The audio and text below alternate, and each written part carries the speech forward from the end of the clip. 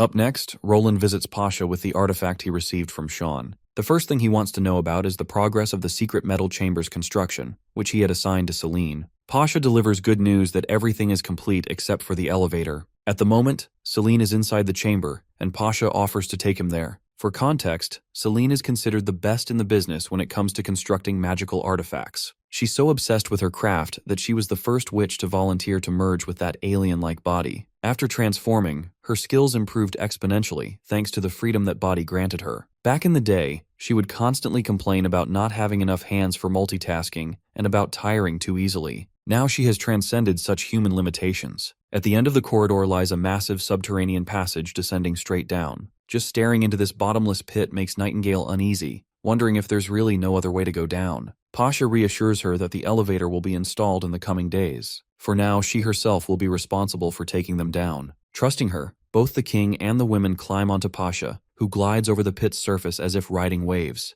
The descent ends with the smoothest landing possible. Inside, they encounter another reinforced door. Seeing the grandeur of the place, Roland thinks that if they were to lose the Divine Will War, this chamber might one day become ancient ruins after 100 years. But Pasha is confident of their victory, and Roland shares the same belief. Deeper inside, Seline opens the door upon hearing Pasha's voice. Without hesitation, Roland presents the ancient treasure he wants her to inspect. In the refined chamber, Seline eagerly asks Roland's opinion on the construction. Yet she's puzzled why they went to such extremes just to block a supposed curse Roland mentioned. If it were merely light, ordinary barriers should have been enough. But Roland refuses to take chances. If his assessment is correct, the artifact emits a kind of light invisible to the naked eye, capable of penetrating ordinary walls. By the way, the curse he speaks of is most likely nuclear radiation. This is exactly why he insists Seline follow his instructions meticulously if they truly intend to study the artifact. With that, they begin the tests. While Roland and the others wait outside, Seline holds the artifact in her bare hands, with the radioactive coin placed on the table. The artifact begins reacting to the coin, though not in the way she expected. According to Sean, when Lorenzo touched it, the artifact had emitted light, but now Seline notices something new about the cube. It appears hollow inside, with cracks all over, suggesting it's merely a container. There's also a small opening, likely meant for a key to unlock it. She strongly suspects the coin is that key. Though not entirely certain, there's a chance the cube might react, so they must brace themselves for the worst. As soon as she inserts the coin, a beam of light bursts out. Before anyone can grasp what's happening, the scene shifts to Roland's office. After thorough research, it's revealed that the ancient treasure they had been so excited about is nothing more than a device intended for torturing captives. Still, one thing is clear. This relic wasn't crafted by ordinary humans incapable of perceiving energy electrons with the naked eye. Only a civilization deeply reliant on radioactive elements could have created it. The cube could release energetic particles once activated by enriched radioactive material. As for why its energy beam only traveled 100 meters, it was likely due to insufficient magical power. Suddenly, a knight interrupts, delivering another experiment report from the Tequila Witches. This report details the results of their latest test.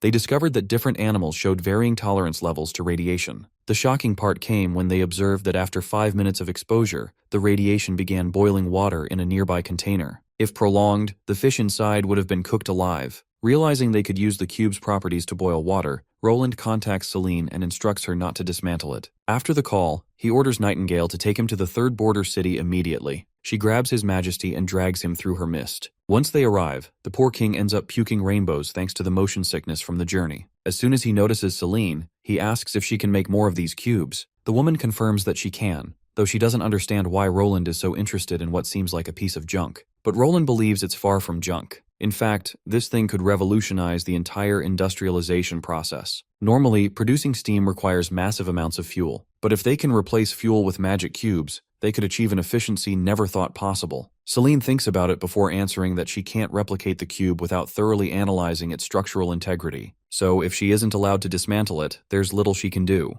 Turns out Roland isn't restricting her from dismantling it. He simply wants her to handle it carefully and dismantle it in a methodical manner for replication, rather than treating it like trash. He's truly rooting for her to replicate it once she's done with her research and development. Still, Seline can't make any promises for now since she doesn't know how complex the cube really is. Even so, she's confident she'll eventually surprise him. For the moment, the only positive discovery is that the cube doesn't require magic to function, making replication much easier. However, there's still another major challenge: acquiring the necessary materials to produce it. Seline's R&D so far has revealed that the relic isn't made of stone. She can't precisely identify the material used. One bold theory is that it's crafted from the bones of that ancient civilization, or some other unknown solid substance. To find out, she'll need a large number of samples from the temple where the relic was found. But since the cursed temple was stripped clean years ago, retrieving the relevant materials will be a long shot. Not to mention, she can't guarantee that substitute materials would work the same way as the originals. Speaking of materials, Roland suddenly recalls something. He has a hunch where they might be able to find them. The place he's thinking of has likely changed a lot over the years. But if the murals in the temple were accurate, he's confident they might uncover something there. The scene then cuts to two explorers stumbling across an uncharted tunnel filled with lush green plants. It's unusual because there's no sunlight here to sustain them. Purplehead suggests retreating for now as this place feels unsettling,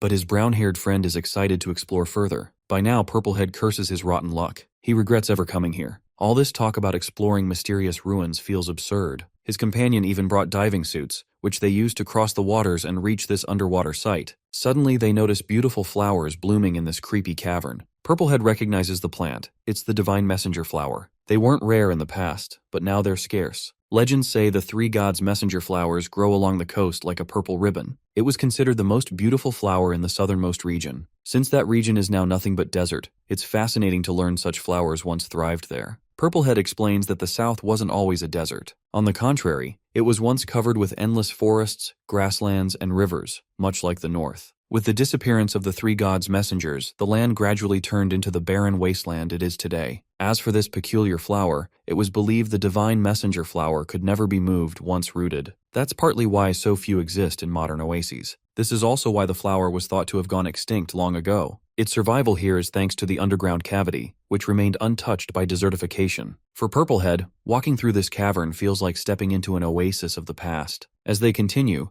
Purplehead suddenly trips over something, and that spot begins to glow. At first, they assume they've triggered a trap, but to their surprise, they've struck gold. Beneath their feet lies a strange, symbol-carved plate that lights up whenever stepped on. Brownhead goes wild, stomping on it repeatedly to watch the glowing effect. To him, this treasure could easily earn them the honorary explorer title from Roland Wimbledon. Purplehead, however, isn't thrilled. Moving such a massive object would be nearly impossible. Judging by the exposed section, he can tell the structure is enormous. Brownhead refuses to lose hope, insisting that if they search more, they'll find another exit, or more treasures. As they move deeper, they discover the entire cavern is filled with these giant glowing plates. After some distance, they stumble upon a huge stack of carved stone slabs marked with similar designs. Brownhead can barely contain his excitement, convinced they've hit the jackpot. But Purplehead gets an ominous feeling. He thinks leaving this place would be wiser. As expected, Brownhead opposes him. To him, this is the kind of discovery even legendary explorers like Thunder have probably never encountered. Purplehead argues that they can always return later. For now, the smarter move is to regroup with the other curious society members waiting outside. At last, Brownhead reluctantly agrees, but he refuses to leave without a souvenir. Drawing his sword, he wedges it into one of the stone tablets to break off a fragment he can pocket. As he digs, the tablet's glow grows brighter and brighter. Sensing something's wrong, Purplehead warns him not to shatter it too much, urging him to leave with just the piece he's carved out. But Brownhead grows greedy and ignores his friend's warning. That's when the creepy rustling sounds begin, sounds that don't feel welcoming at all. Finally, the threat that had been haunting them comes into view, a giant scorpion. Purplehead instantly warns his idiot friend not to move at any cost. As the scorpion creeps closer, Purplehead seizes an opening and quickly slices off its poisonous tail along with its claws. His foolish friend lights up like a kid in a candy store, impressed beyond belief. He had expected no less from the Mojin people, who make their living hunting such creatures. But Purplehead quickly cautions him to hold his excitement, because the real danger still lingers. The sounds they heard earlier didn't come from a desert scorpion. Soon, a massive scorpion emerges, forcing them to run in the opposite direction. They barely manage to escape, and 5 days pass since that terrifying encounter. As Purplehead rests in bed, his same foolish friend barges in with good news. Their discovery has caught the king's attention, and Roland himself wants to see them. Naturally, Purplehead is stunned, while his friend happily explains that His Majesty has already dispatched a ship to fetch them. It should arrive at Festivity Port within 2 days. We then cut to Roland, reviewing promising reports on Project Torch's progress. After entering May, the Devils have offered little resistance, and the railway line steadily advances toward Tequila. At this pace, Roland is confident the Holy City will be within striking range by mid-June. He's pleased that the project is already 10 days ahead of schedule, but his focus soon shifts to another concern, the Sky Sea realm. From what he can gather, the Devils seem overwhelmed by it. struggling to balance that conflict with their war against Neverwinter. As Roland ponders this, Nightingale appears, giving him a well-deserved massage. Suddenly, an ominous aura invades the office, startling him. Well, it's his sister, absolutely losing her temper. Roland already knows why she's furious, and we quickly find out as she rants about the long-overdue airplane prototype he promised her. The deadline has long passed, and she won't stop until her brother delivers. The poor guy notes how rarely she calls him brother, usually only when others are around, or when she's annoyed. Still, Roland musters the courage to respond.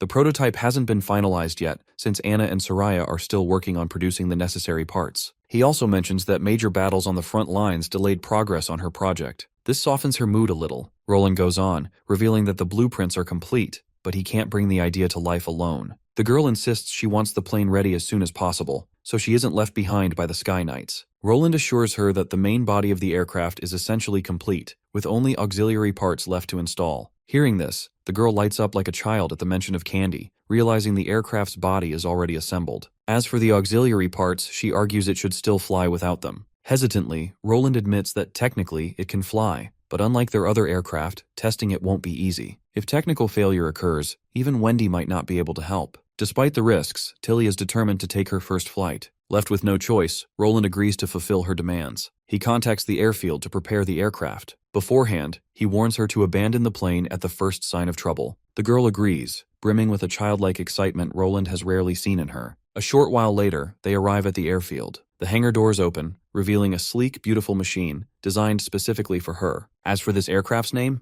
Roland has named it Unicorn. Tilly instantly loves the name, stepping forward to lay her hands on it. She notices an empty compartment in the cockpit, the spot where the auxiliary parts should have gone. Roland confirms this, explaining those parts were meant to display critical parameters like speed and altitude, things a pilot should never overlook. In the past, Wendy managed speed and altitude with her magic, so such instruments weren't necessary. But to truly fly on her own strength, Tilly must constantly monitor them. She tries to reassure her worried brother, reminding him that she's the best when it comes to flying. Once preparations are complete, she climbs into the cockpit. The operator cranks the engine to life. To Roland, the hand crank system feels nostalgic, like one of his old childhood toys. Still, he plans to replace it with a self-start system once mass production begins. As soon as the engine roars, Tilly takes off soaring into the skies in her own plane. Naturally, Nightingale feels uneasy watching her, but Roland reminds her that Tilly carries a flight magic stone. Still, he silently worries whether that stone will be enough at such high altitudes. Nightingale, meanwhile, is feeling this profound emotion after seeing this new invention. She may have seen the internals of combustion engines many times, but every time she sees one working, she feels fascinated how amalgamation of a bunch of metal parts is helping them do so much. To think that humans can really fly like birds without any magic sounds insane.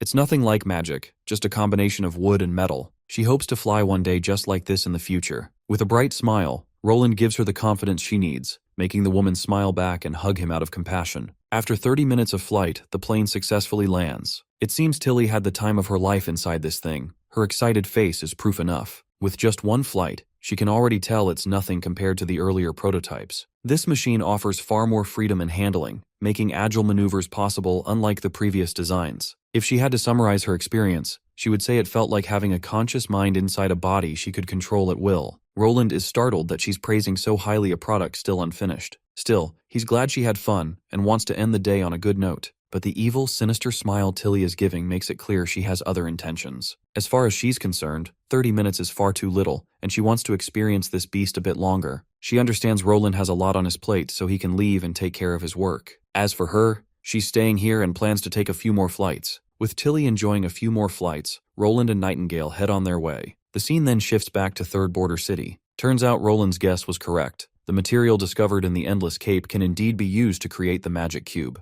It's not exactly the same, but the properties are similar enough to make it usable. She can start replication as soon as she has enough material. Roland curiously asks how much is needed, to which she informs him that at least a few thousand. Roland isn't sure if that's doable. To give perspective, excavating a few thousand of those slabs would fill the entire floor of this room. Regardless, he plans to continue excavating the Cape ruins as soon as possible. For now, he wants to learn more about the stone sample he brought back. I have a feeling that it's likely the same sample those two guys had retrieved from that underground cavity. As it turns out, she doesn't yet know much about it. One thing she can assure him of is that the light it emits hasn't harmed any animals. This means the glow is harmless. Nothing radioactive as Roland had feared. She even had Lucia break the stone down to study its composition. It turns out the stone mainly consists of sand. She can't exactly explain what it is, but finds it fascinating. It may look like stone or a large grain of sand, but it's flexible and glows when compressed. It's one of the strangest things she has seen in this world. Roland, however, doesn't share the same excitement.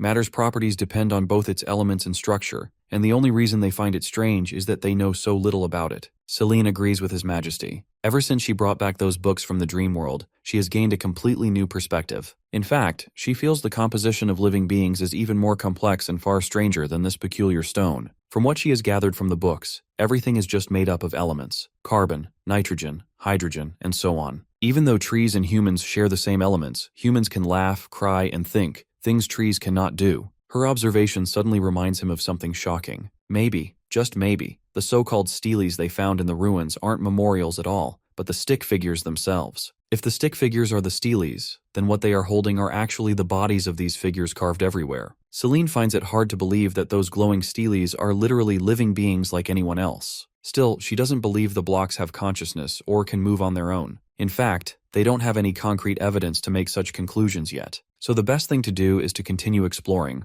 They will eventually find the answers they seek. Speaking of which, she recalls some tests she conducted on the steles' luminescence, but apparently the results weren't satisfactory. The harder you squeezed the stones, the brighter they became. But mostly, the brightness depended on the stone's size and volume. From this little experiment, Roland suddenly realizes something worth noting. But before we learn what that is, we cut to Iron Axe sailing in his massive ship with his large crew. Inside the cabin, Thunder is busy boosting his men's morale before they enter the notorious Shadow Sea and explore the archipelago. That location constantly shifts, and heavy fog rolls in during low tide, so they must keep their guard up at all times. Meanwhile, Camilla is also present. Watching this ragtag group of adventurers, she can't help but remember the First Army fondly. They were leagues ahead in discipline. Their crisp and energetic formations still linger in her mind. Outside, she sees Joan. Seeing her, Camilla recalls how the girl had enjoyed her time with the witches of Neverwinter, even making a few friends. By now, Camilla starts questioning herself, feeling insecure that maybe it's her fault she barely gets along with people. As she's lost in thought, Margaret interrupts, guessing from her expression that she seems in a bad mood. Naturally, Camilla denies it. To ease her mind, Margaret suggests she just sit back and enjoy the beauty of the sea instead of worrying. The others will handle everything. She doesn't need to burn herself out. As expected, Camilla is critical by nature, and leaving everything to others feels like putting her life in their hands. Margaret assures her that Thunder can be trusted. While her sense of responsibility is admirable, sometimes one must loosen up and learn to trust others too.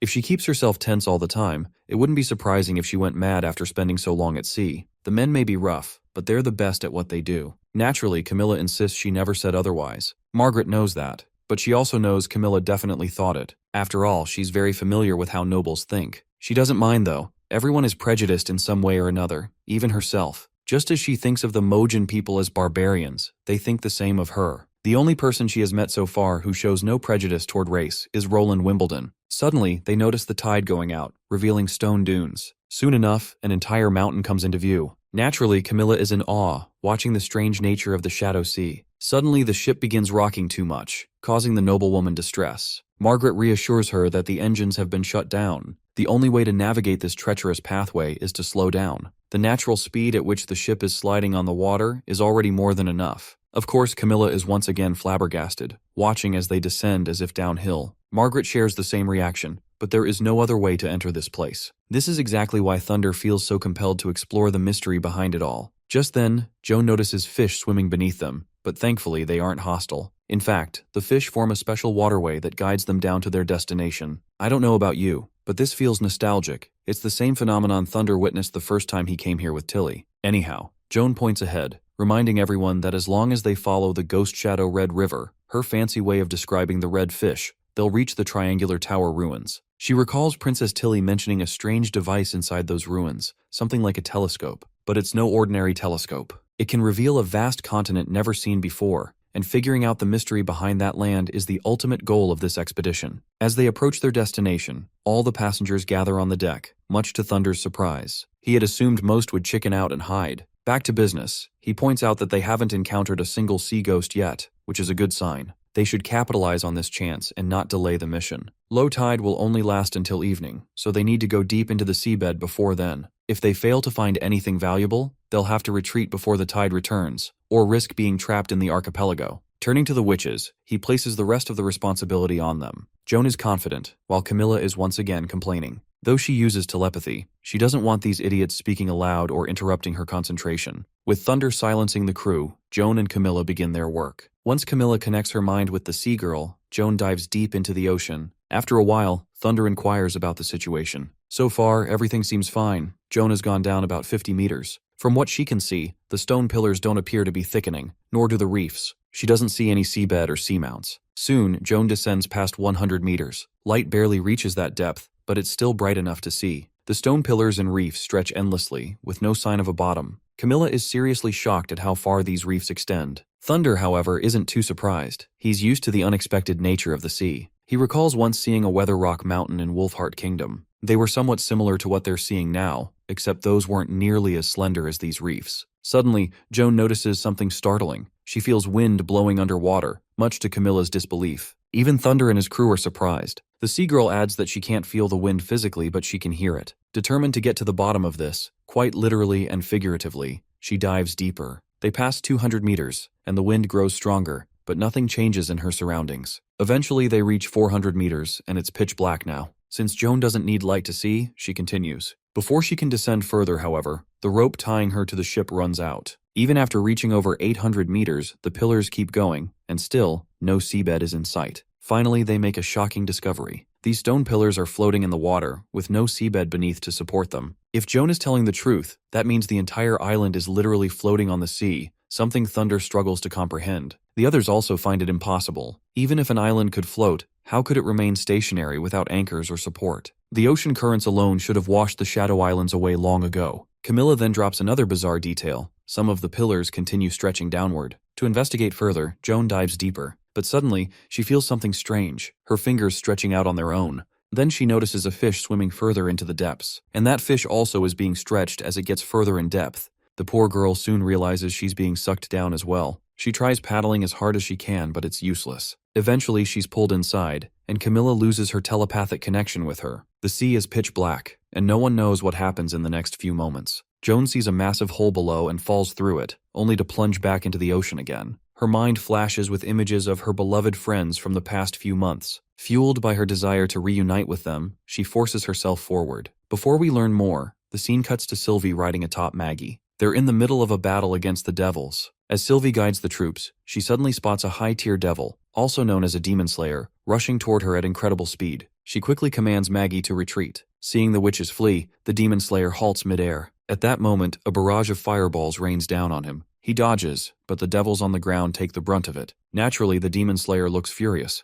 so much so that even Sylvie can feel the intensity of his aura. Then, for some unknown reason, the demon slayer suddenly bolts in another direction. Sylvie quickly tasks Lightning to scout the entire area, as they still need to remain cautious. With that, she decides to end the day. Thankfully, they've swept a 5-kilometer radius, which should keep the engineering teams working on the tracks safe for the next few days. At Site 9's underground command post, Sister Sylvie is busy marking all the areas they've cleared so far around the railway line. The Knight is very glad that Lady Iris's exile plan was a success. Speaking of which, Sylvie inquires about her whereabouts. Turns out, there are orders from His Majesty Roland that she should return to Neverwinter with Iron Axe by plane. This revelation clearly means that the crucial turning point of the battle has finally come. The final pre-battle conference to decide the strategy must be starting now, with Iris and Iron Axe being the main members. A while later, Roland is facing the both we mentioned just now. The first thing His Majesty asks about is their experience flying in the plane for the first time. For Iron Axe, the ride was pretty frightening, especially when the plane bobbed up and down. Still, he promises to get used to it and put his fears behind him. As for Iris, just one look at her face is enough to tell she had the time of her life aboard that amazing machine.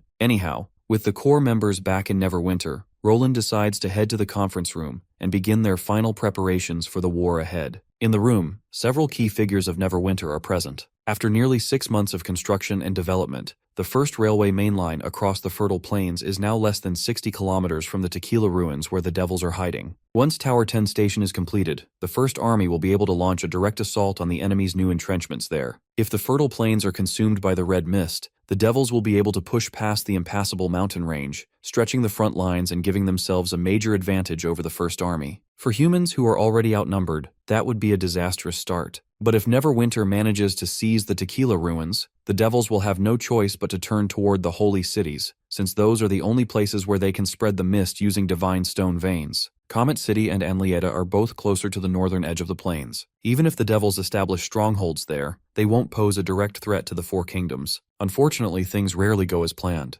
The appearance of the Demon Slayer has forced a change in strategy. The curse he carries renders all healing methods ineffective, so even minor wounds can prove fatal. Lightning's healing ability is just enough to keep pace with the infection, but Leaf isn't so lucky. According to Nightingale's secret observations and reports, Leaf's condition continues to deteriorate. To avoid losing his girls, Roland must ensure the Demon Slayer is taken down in the Tequila Ruins. Iris then adds her insights. According to the General Staff's calculations, there's a 90% chance the Demon Slayer will retreat once it determines the battle isn't in its favor. Though not guaranteed, these deductions are based on behavioral patterns. Alethea agrees with her conclusions. Fearlessness doesn't mean the devils will act recklessly or throw their lives away. In that respect, they're no different from humans. High-ranking commanders are far too valuable to waste by dying alongside their frenzied subordinates. Therefore, they must strategize how to intercept the retreating Demon Slayer. Fortunately, Neverwinter has excellent intel on the enemy's movements. Not to mention, similar cases have happened in the past, proving that intel is very concrete. If the Demon Slayer doesn't realize he's being specifically targeted, then ultra-long-range sniping is undoubtedly the most reliable option. But Tilly points out a problem with that approach. Whether a single bullet can kill the Demon Slayer remains a mystery. And if they miss their only chance, the consequences would be catastrophic. For now, they should assume the enemy has already accounted for long-range weapons and is prepared to counter them. After all, in previous battles, the Devil's understanding of firearms has surpassed everyone's expectations. Iris reveals that the General Staff has proposed a solution: the use of divine punishment stones as warheads. Even if they fail to kill, the stones would at least ground the monsters. Since divine stones are weaker than standard bullets and prone to shattering, Andrea's weapon might be the best option due to its unique caliber. Lady Agatha has confirmed that divine stones made directly from devil's blood are significantly stronger, and that woman has already brought 2 bottles of fresh devil blood for experiments. Now the focus shifts to stopping the devils from retreating. Only Lightning is fast enough to chase the Demon Slayer, but she clearly isn't capable of stopping him alone. Iris reminds them they're overlooking something even faster than the Demon Slayer. That something is the seagull in a dive. And to be clear, it's not an actual bird, but the plane. They just call it Seagull. Tilly suggests boarding divine punishment witches in the plains. The anti-magic field around these witches mirrors the divine stone's effect. So, if a dozen of them join the mission, they should be able to stall, or even eliminate the enemy. Even if that fails, the sniper team would still have a chance to catch up and deliver the final blow. After hearing all the suggestions, Roland locks onto the proposed solutions. Though, deep down, he doubts Ash will ever agree with this plan. After all, Tilly herself will be one of the pilots in this mission, ensuring the divine punishment witches reach their target. That also means Tilly will be directly exposed to danger, and Ash would never want that. But Tilly assures them she will convince her. She will only act as the pilot, and by the time the Slayer even notices the seagull, the divine punishment witches will have already contained him. With that settled, Iris moves to the final step: the ambush location. Without the red mist, even high-ranking devils can't last long. These lapses will force them to retreat and quickly replenish their tanks. That also means the best ambush site will be somewhere along the bloodline, also known as their red mist supply chain. Alethea has a solid suggestion. She recalls the time when Ash carried out an infiltration mission to plant a phantom device, meant to help them surveil that very area. While the mission didn't yield much back then, it now provides an excellent vantage point over the rear of the Tequila Ruins. Once they activate the phantom device deployed there, they can monitor the bloodline and launch an ambush to destroy it. Taking this into account, Roland announces that Iron Axe and Iris will remain in the third border city for the next few days and finalize the ambush plan as soon as possible. Through telepathy, Alethea informs him that Seline is waiting in the basement. Apparently, she has made a new breakthrough in ritual cube research. The next scene cuts to the underground facility, where Roland arrives to hear all the details. Seline shows him 2 calendar-shaped contraptions that are supposedly components of the magic cube. Roland looks at them curiously and asks how she managed to separate them without breaking the cube. But then he's shocked. The cube is still glowing despite missing components. It turns out Seline replicated and installed new parts, and they work just as well as the originals. She eagerly awaits his thoughts on her breakthrough. Roland, of course, is thrilled and proud. Originally, he thought it would take her a year, but she achieved this in just 3 months. A record time for sure. Through her research, she's also learned the cube's structure is much simpler than that of a magic core. She now estimates she'll only need about 500 pieces of material for a replica instead of thousands. Roland assures her that the necessary materials will be arranged. Then Seline expresses her desire for a reward. Of course, it isn't a selfish request. It's something that will help her research further. She needs an assistant to help her grasp the knowledge of the dream world. Her fellow witches are the most suitable candidates, but they found it difficult to learn alone. They told her about institutions where instructors guide students and answer their questions. So she's thinking perhaps Roland can help them enroll in a school. The next scene cuts to Roland in bed with his beloved. For now, they aren't indulging in romance but rather discussing tasks. He wants her to fine-tune Andrea's weapon for greater stability and power when using divine stones. He promises Andrea will give her full cooperation. After nerding out over technical details, Roland eventually falls asleep in her warm embrace. With sleep comes dreams, and in his dream world, he immediately greets the tequila witches delegated by Seline for research purposes. The pink-haired one is Saint Milan, whose ability is posture mimicry. She can seamlessly copy anyone connected to her magic. Then there's a girl known as Duo, whose ability is the non-existent pocket, a dimensional space for storing items. Roland is certain Seline has already given them their assignments. He tells them to keep questions to a minimum and leave the unexpected situations to him. He then promptly contacts his sister, who is relieved. She has something urgent to share. Wasting no time, Roland walks to her room and enters after asking permission. She congratulates him for finally being enrolled in the Martial Arts Association. The paper she hands him contains the contract details. All he has to do is sign it. Signing the paper will grant him a hunting license. Only those exceptionally talented in combat and determined to fight evil are granted one. To emphasize the license's importance, fewer than 10 martial artists in this city possess one. From what she knows, Prim City has only issued about 100 in total, with all rules and guidelines written at the end of the book. She reminds him that this license is both the trust of the association and a great responsibility. She has high hopes he can persevere until humanity's final victory. She suddenly asks why he called her in the first place. Roland admits there's something he needs from her, but she must come to his room first. When she presses for details, he assures her she'll understand once they arrive. There, Garcia meets 3 adorable girls. But unfortunately, she misunderstands the situation and accuses him of pedophilia, even threatening to have him arrested. After some effort, Roland finally convinces her these girls are merely his disciples, students he tutors. While teaching Zero, he also teaches these 3. If he keeps them here too long, people will grow suspicious, just like she did. Garcia suddenly recalls something he mentioned long ago, that he wanted her to take care of his relatives. This puts Roland in a tight spot, since she's pointing out a bluff he made a year and a half ago. He clarifies that they're not his relatives, only girls from his hometown. When he left, they were just little kids. Due to poor living conditions in that village, they too came here seeking a better life. Donan steps forward to validate Roland's words, and the others join in, trying to win Garcia over. Being kind-hearted, Garcia genuinely wishes for them to live normal lives, but isn't sure if she can help. These girls are unregistered civilians. Only her father can help them to get them residency, and she doesn't want to turn back to her father for help. The 3 girls, together with Roland, play their final trump card, their shining, wistful eyes, dazzling her completely. Still, Garcia refuses. She explains she left her family behind and swore never to see her father again. Besides, the Sanya group still hasn't abandoned plans to demolish the Tungzi residential area, meaning her home remains in danger. If she returns to her father for a favor, he'll use it as leverage to gain her approval for the demolition. And if that happens, the people who trusted her would feel betrayed. However, she offers him another option: speak to her father himself. Tomorrow night, he's hosting a banquet at a downtown hotel for the city's outstanding martial artists. Her father knows she won't attend, but still sent an invitation. This, at least, lets the media think he's still trying to mend their relationship. The invitation isn't in her name, but she can call the organizers and have Roland enter as her proxy. A proxy may accept or refuse, and by choosing Roland as hers, it becomes a clear refusal. Seeing Roland a little reluctant, she asks if he might be feeling scared. He admits that he is worried, but not because he is worried about facing his father. Rather, he's more concerned about returning empty-handed.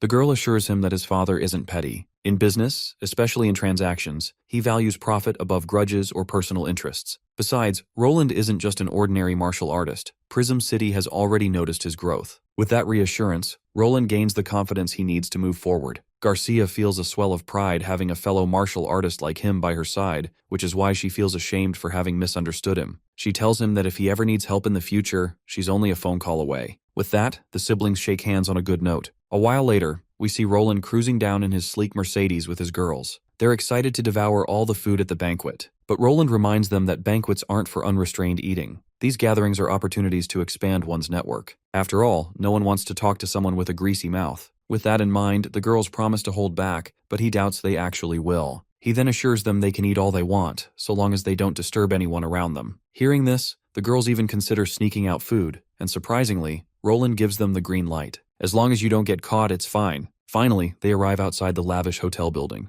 The group walks through empty corridors and takes the elevator to their designated floor. As the glass elevator rises, the girls are awestruck by the grandeur of the city view. Even if they combined all 3 holy cities, they doubt they could match the scale of this one place. They then find it hard to believe mortals are capable of achieving such heights. By now, they've realized that Roland's plan to build a miracle tower is influenced by this world's wonders. Hearing this, Roland notes how these girls already suspect that he comes from a realm resembling this place, even though he has only ever shared that truth with Anna. The banquet hall is packed with guests from all walks of life. At the buffet table, the girls indulge in mouth-watering dishes they've never tasted before. Roland completely understands their excitement. While this world may be a dispensable virtual realm for him, for the survivors of Tequila, it's the only place they feel alive, where they can still savor touch, smell, and taste. Suddenly, Roland notices free-spirited martial artists dressed in formal attire. He recalls Garcia's words. While the Martial Artists Association is dedicated to saving the world, righteousness alone isn't enough to attract new blood. To make the role more appealing, the martial arts sport was created, where contestants compete. In less than 50 years, the martial arts competition has become one of the most watched events. Through it, awakened ones gain exposure, fame, and wealth. It continuously infuses the association with new talent. Outstanding contestants are given more authority and pulled into decision-making. This shift, however, created a rift between the old guard and the new generation. Nevertheless, this disagreement hasn't affected the contest itself. In fact, the competition's intensity draws even more attention. In the background, a man orders a background check on Roland. His secretary promptly reports that Roland's ordinary upbringing, his chance encounter with Miss Garcia, and his lack of martial arts ranking all suggest he has never competed. Not to mention, he only joined the Martial Artists Association 3 months ago, which is highly unusual. The blonde man grows more curious. What's the deal with Roland? After all, Garcia is notoriously erratic and difficult to approach. The fact that Roland has already earned her interest speaks volumes. Blondie wants to know how he even got that close to her. We are then introduced to Fei Yuhan, the rising star of the Martial Arts League. She has already reached the conference finals twice in just 5 years. Though she hasn't won the championship yet, most believe it's only because she is still young and lacks experience. Given time, the title of strongest will be hers. Her exceptional talent already marks her as a genius of the new generation. Rumors say that winning the championship grants entry into Prism City's elite. Someone like her wouldn't normally bother with the Sanye Group's invitation, but the fact that she came to this banquet to investigate Roland only fuels Blondie's curiosity. He approaches her with all the information she wanted about Roland, but Fei Yuhan, cold and composed, shuts him down because he doesn't want him to yap once again since he's already told her enough. Shifting to her perspective, she's genuinely amazed that Roland can defeat a fallen despite being a newcomer. But what piques her interest even more are the strange girls around him, speaking in bizarre ways. They keep calling Roland His Majesty and mentioning a dream world. At first she thinks they might be role-playing, but their serious expressions suggest otherwise. Finally, the big shot hosting this banquet arrives. This man is Garcia's father, a Sanye board member and head of construction. Roland had been expecting to see Wimbledon III for Garcia's father, but that doesn't seem to be the case. The only explanation he can think of is that the residents of the dream world have developed their own personalities and relationships after merging with the modern world. Without dwelling on it, he signals to his girls to wait while he takes care of the real reason they came here. Eventually, Roland intercepts Garcia's father, introduces himself as Garcia's representative, and greets him directly. The man welcomes Roland politely and even feels proud to see a capable martial artist accompanying his daughter. They clink glasses before Roland requests a private talk. Unfortunately, the man declines, reminding his guest that he has many other guests to entertain. But Roland insists, mentioning his daughter's name as the reason he came. Since it's about his daughter, the man eventually agrees and brings Roland into a VIP room. However, the family butler remains in the room, which Roland points out. The man vouches for him, saying he's been with the family for decades and is completely trustworthy. Roland decides to cut to the chase and lays his request on the table. The 3 girls he brought are undocumented residents, and he wants them registered legally so they can enroll in a good high school. Roland is confident this is a trivial task for the Sanye group. The man, however, asks what benefit he gains from doing this. He also hints that since Roland is Garcia's representative, he'll naturally stand with her and oppose the demolition project. Of course, Roland immediately expresses his support for Garcia's endeavors. In that case, the man feels there isn't much to discuss. It is then Roland plays his ace, his hunting license. The big shot is visibly shocked to see such a coveted document. He turns to his butler to confirm its legitimacy, and the suited guy insists the license is genuine. Naturally, the man demands to know how Roland got his hands on it. For obvious reasons, our boy refuses to explain anything since confidential information like that is restricted to the association only. What matters is the significance of the license itself. The man accuses Roland of trying to threaten him, reminding him that even licensed hunters must obey the law. but Roland clarifies he has no such intentions. Instead, in exchange for Sanyi's favor, he's willing to eliminate one person for them. Though there are few conditions his target must fulfill. The target must have a criminal record, cannot be a public figure, and must pose a genuine threat to the Sanyi group. He makes it very clear that he has ways of detecting bluffs, so they'd better not test him. Even so, the man believes the deal doesn't benefit him much, especially compared to the risk of illegal registration. To his surprise, Roland reveals that the 3 girls are just the beginning. He plans to register at least 300 people. Naturally, the man hesitates. Such a large influx will definitely catch the authorities' attention. But Roland assures him there's no rush. He can take a year, even 2, to get it done. With this flexible timeline, the man finally agrees. Both parties shake hands on good terms, and Roland leaves with his girls. The girls don't particularly like the man's attitude toward their majesty, but Roland reminds them that he doesn't hold the king's title in this world, and it's better they don't call him that either. Moving on, the girls are eager to eat more, but they are worried they might leave too soon. Roland compromises, giving them 30 minutes at the buffet before they head back, since the others are waiting at base. The girls happily rush to raid the food, while Roland sips his wine, only to realize it's laced with a magical substance. Shocked, he understands someone is deliberately targeting him in this dream world. He scans the room, trying to pinpoint the culprit. He hates the idea of being targeted by an NPC. If the other party has the ability to spike his drink with magic, why haven't they shown themselves yet? Perhaps they're just trying to scare him, or testing his reaction. Then Roland suddenly recalls the contents of that note he had found in the book Garcia had gotten from the association. The note mentioned Rose Cafe, room 302. If his hunch is right, that mentioned place is tied to the arrival of the Red Moon in the real world,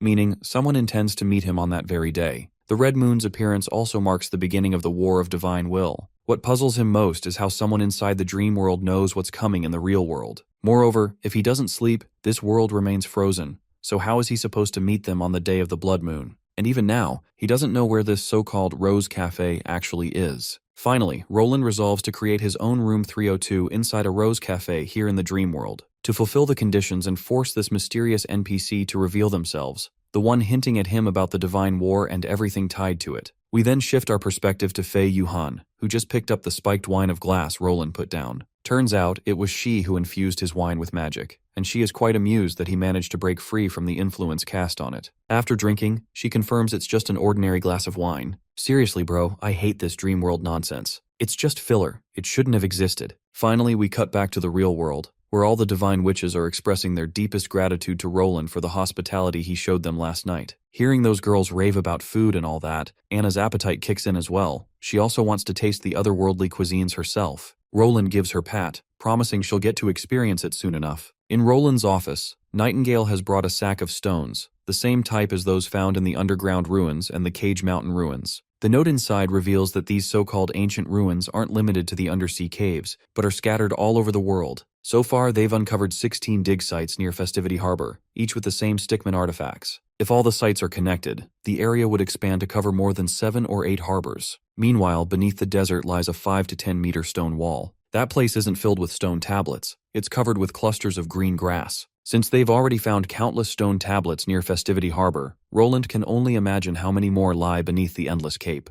If these slabs are truly the remains of silicon-based organisms, then the more they mine these stones, the higher the genocide count increases. For once, Roland is certain the desertification of the southernmost region has nothing to do with drought, and the Silver River wasn't always underground either. That land used to be a green grassland, no different from other parts of the continent, but the war that raged there destroyed it all. Countless stickmen were slaughtered by the Radiant race. Their corpses piled so thick they blanketed the earth, letting only fragments of sunlight seep through cracks. This means Iron Sand City and Festivity Harbor are built on layers of dead stickmen. Only God knows how many more will die if the Divine Will War doesn't end. As Roland's thoughts scatter while unraveling the past events, Nightingale notices his horrified face and snaps him out of it. Given his expression, she's sure he must have grim news. Of course, Roland does have plenty to share, but for now he blames his gloom on overthinking. His head is so shaken after realizing all this that he doesn't want to face the crude truth. He prefers to think it's just assumptions. That's when Nightingale gives him a sliver of hope, saying there's always a solution, no matter how hopeless. She admits she isn't as sharp at brainstorming as Anna, so he shouldn't expect a foolproof idea. Roland promises he won't laugh, no matter how absurd or shallow the suggestion is. He's all ears. She starts by pointing out that this divine war can't be solved within 1 or 2 generations. The best solution is to pass down all knowledge and unresolved problems to future generations. Humans have very limited lifespans, making it impossible to handle every issue of the world. Instead of worrying about distant problems, they should eliminate the immediate ones. Whether the next generation succeeds or not doesn't concern the current one. Roland admires her effort to comfort him. He smiles, not because he finds the idea absurd, but because it's the most straightforward and clear solution he's ever heard. The girl is glad to be acknowledged by His Majesty. She further suggests entrusting these responsibilities to other races as well. Even if humans fail, other races may succeed. To share his problems and R&D with them, Roland could build ruins and record the truth of the Divine Will War. Just like they found murals of the Radiant Race and Stickman in the Temple of Curses, they could build fortified underground bunkers across Grey Castle. Using wall paintings, they could warn future races. Roland smiles at her way of thinking. Given her limited mental capabilities, he's proud she thought this far. Before they finish, Camilla suddenly bursts in, fresh from their expedition to Neverwinter. She brings shocking news that Joan went missing during the Shadow Isles exploration. Naturally, Roland is shaken to his core and wants her to recount everything slowly so he can understand.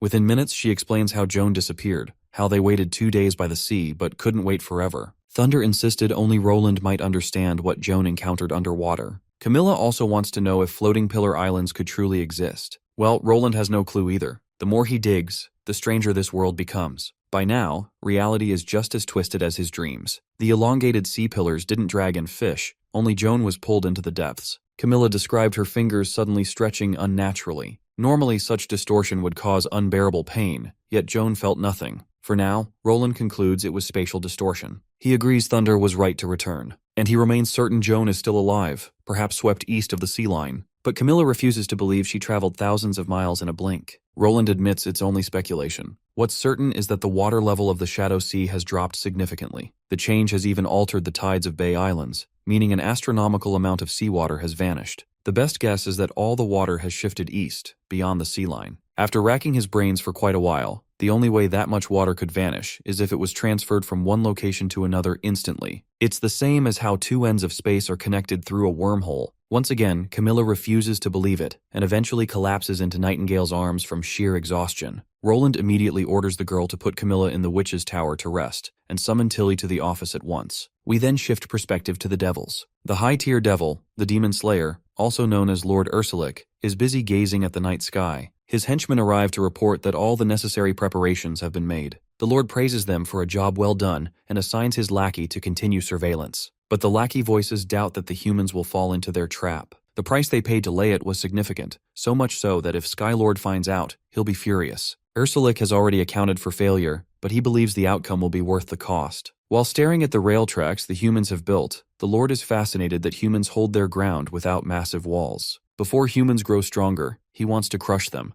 The Lord then quizzes his lackey for his take on their current standing. The lackey remains modest, admitting their losses, but claiming those losses are because they've been fighting with their backs to the wall. The Lord does not shy from admitting the enemy is overwhelmingly powerful. There's no room for excuses. Although the devils have been successful in extending their red mist supply and capturing much land, the results aren't as bountiful as they were 400 years ago. Humans have simply evolved their combat abilities, enabling effective long-range assaults. Thinking of humans as bugs is one thing, but their strength is commendable. For now, the Lord believes the only thing that can turn the tide is the Tower of Genesis. Consequently, he wants to erect the tower as soon as possible before the enemy realizes their trap. He wants to gouge out their eyes and amputate their limbs, rendering them incapable of using the tricks they've relied on. Internally, he feels the next breakthrough is close, and this war may be the opportunity to gain experience for their next evolution. Wars may lead to bloodshed, but they are also a catalyst for evolution and learning. Watching the railway tracks, he is certain humans are taking the same approach. We then cut to a council meeting with important figures present. Alethea adds that the bloodline, also known as Red Mist Supply Chain, runs northeast to southwest, and almost every day a team supplies red mist to the devils stationed in the ruins. 10 months ago, when Lorgrar first discovered the devils and Ash located them, the devils had 3 supply lines, but now only 1 remains. From this, she can estimate enemy troop losses and their remaining strength. With only 1 supply line sustaining them, high-ranking devils won't stray far from it during a retreat. Wendy fears they may build fake supply lines to confuse the First Army, but Alethea believes using reserves of red mist merely to create a decoy would be suicidal. They once transported large quantities of red mist to mislead and used it to strike from afar. Now that they have only 1 bloodline, also known as the Red Mist Supply Line, they would never dare to reduce it. Supply lines are where devils erect obelisks made of divine stone. If the demons truly had alternative supplies, they would have invaded Grey Castle from the Misty Forest or the Hermes Plateau already. The Red Mist supply team basically consists of modified siege beasts and a small number of frenzied demons, which pose no real threat to the Special Operations team and the Seagull. With that in mind, the Seagull's main target is to take down the flying terror beasts. As for where the war will take place, Iris is given the floor to speak. Iris shows results produced by the general staff and the combined effort of everyone. The map shows the Bloodline's east side is flat and treeless, unsuitable for an ambush. But the picture changes if they can launch the attack from the sky. After all, the Seagull can see everything from above. The terrain to the west is much more rugged, with a small mountain there. That side is only partially visible on the Phantom device, so they need a map to complete it. There are 3 locations suitable for Miss Andrea Quinn to set up a firing position. From north to south, the hilltop, the jungle at the hill's foot, and a raised foothill belt. The most advantageous shooting position is the hilltop. However, this hilltop is far from the supply line. If the Seagull intercepts the Demon Slayer, the Special Ops will have to travel a long way to provide support. Also, there is nowhere to hide on the summit, so reinforcements would be fully exposed to terror beasts in the sky. If anything happens, the Seagull won't be able to rescue them at a moment's notice. Due to the Phantom device's limited range, they can't have a clear view of everything. The hilltop is the only high ground with a full view, and no one would feel safe being stationed there without defenses. Although Lightning said the Devils didn't seem to have prepared, it's better to be cautious with magic warfare. The Special Ops team's strength lies in secrecy, and if they're exposed, it will ruin the planned ambush. By the way, the Special Ops is a team consisting of Andrea and others. Alethea, watching from the background, is impressed by Iris's thorough planning. She leaves no stone left unturned.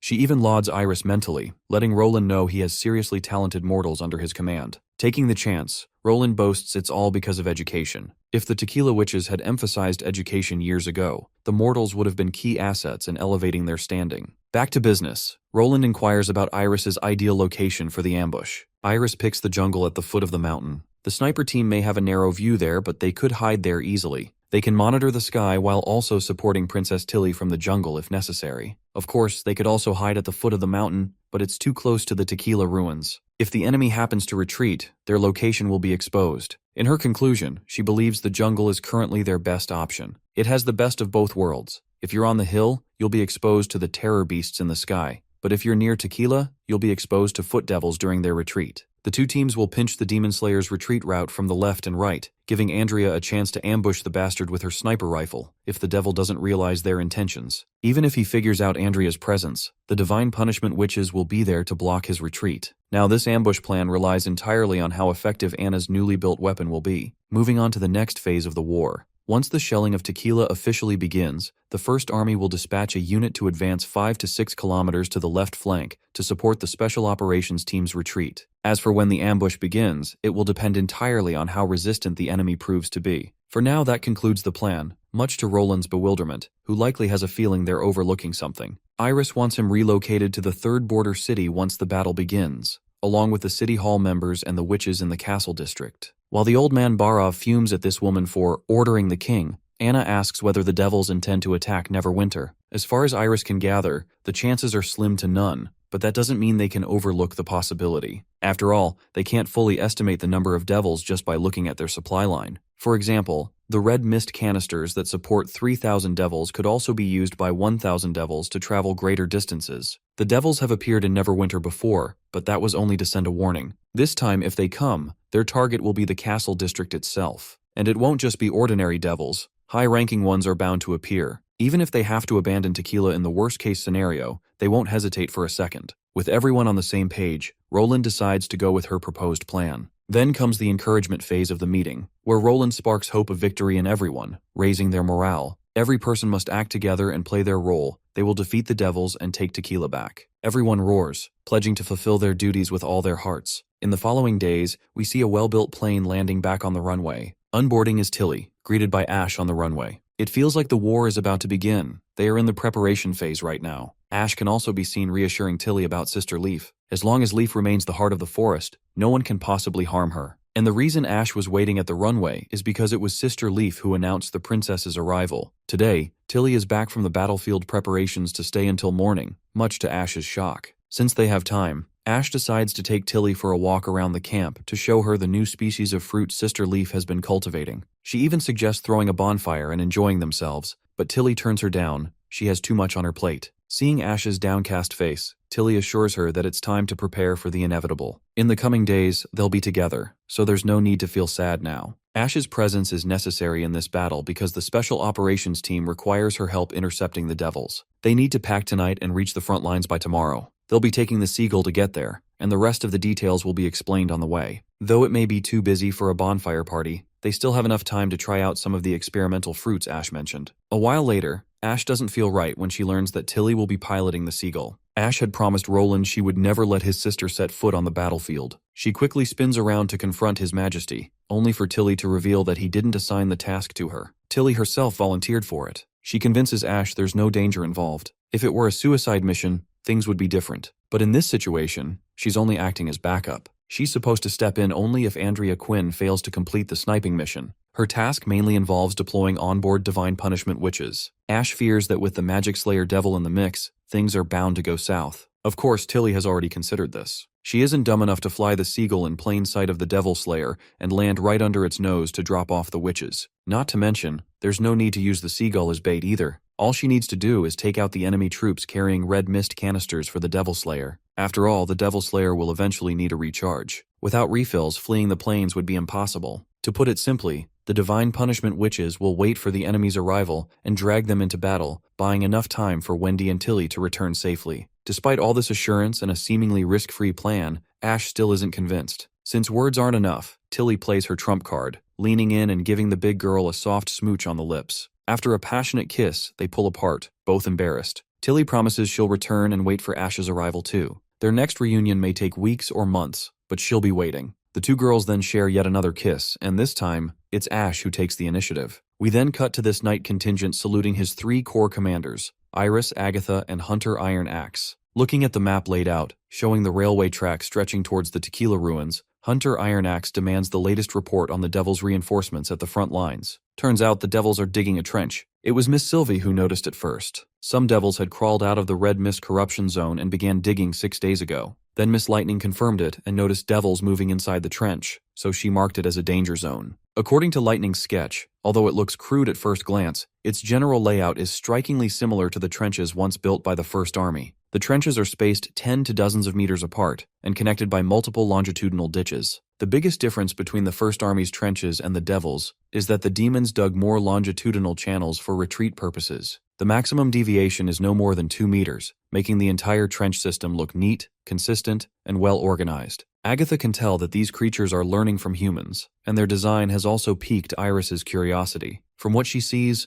those longitudinal ditches aren't for retreating, they're for attacking instead. Iron Axe agrees. After all, hiding in trenches does reduce the risk of being hit by shrapnel, but the Devils have no means to withstand fortress cannons. A few trenches alone can't change the situation. They can only hope to win by assaulting the First Army's positions. This is likely why they built the longitudinal trenches so close together. The tighter they are, the shorter the travel time. Agatha considers making adjustments to their current plan, but Iris feels new changes are unnecessary. Once they get within artillery range, she wants the Black River, their armored train, to open fire. Although it may be a waste of ammunition, His Majesty has prepared sufficient stockpiles to handle unpredictable situations. Iron Axe then inquires about the current status of the railway construction site. The knight reports that enemy counterattacks have become more frequent, but the damage inflicted has been negligible. Mad Devils can't easily reach the railway lines, so they mainly send terror beasts from the air instead of ground troops. They could have easily slain all the flying beasts, but a higher devil entered the mix. This creature has become a constant threat. Each time it shows up, it draws attention to itself. Then the terror beasts dive in after it, using the distraction to strike. The creature is so cunning that it strikes from above at the weakest point in the defense, disorienting anyone who looks at it for several seconds upon landing.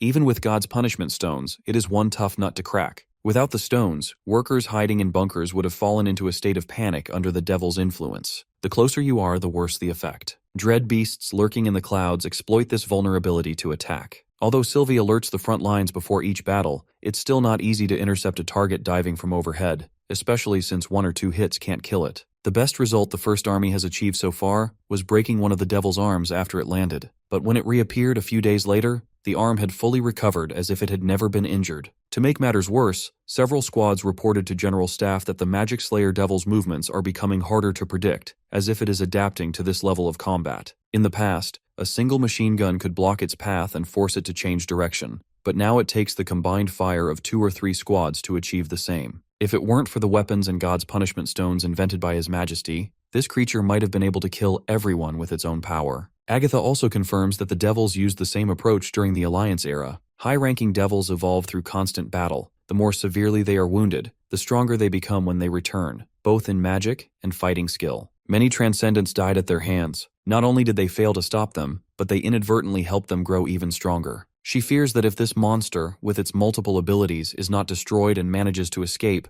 the consequences will be unimaginable. The only way to secure victory is to eliminate it here and now. Just then, the Black River arrives, loaded with weapons. With that, they are ready to launch their assault on the Tequila ruins. As the 3 capable commanders step into the watchtower, the ruins lie in full view before them. Seeing her hometown stirs Agatha's memories. She recalls the day she joined the Alliance after the ceremony. The Transcendent Witches had been delighted to see a young talent like her join their ranks. Even at a young age, Agatha had earned many admirers who looked up to her. By the time she began working in the secret laboratory of Tequila City, she had learned the dark and twisted nature of the Alliance, an organization hiding behind the glorified image of Transcendent Witches hailed as protectors. They were sacrificing their own kind as pawns for their experiments. This filled her with disgust, and she wanted nothing to do with their ways. Then came the day the devils infiltrated. The city walls were breached, the Allied forces were collapsing, and there was no hope left for Tequila. Her servants urged her to flee the city. While she fought the devils, she asked her crew to escape while she held back the enemy. She wanted them to cross the great mountains, traverse the rivers, and seek that barbaric land where order could be reforged. But one of her servants stayed behind until the end, clinging to his duty to protect his mistress with his life. Back in the present, she makes an unusual request to Iron Axe. If the First Army successfully advances the front line within 10 kilometers, she hopes that she and the Divine Punishment Witches can fire the first shells targeting Tequila City. In the following days, the devils make their move, cautiously advancing through the trenches, getting closer to the First Army standing on the front lines.